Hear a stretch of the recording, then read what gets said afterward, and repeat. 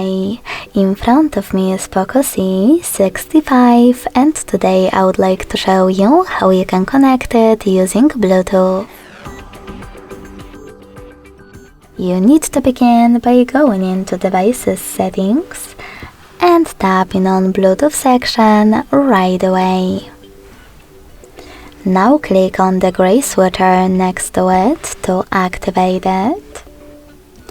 And wait for available devices to show up. When they do, click on the one that you wish to connect to.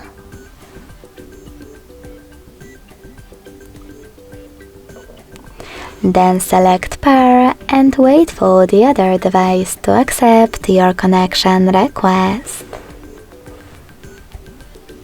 As you can see, my devices were successfully connected. In order to disconnect them, click on this icon next to your device and hit unpair.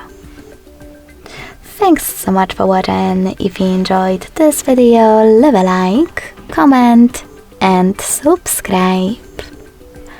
Bye!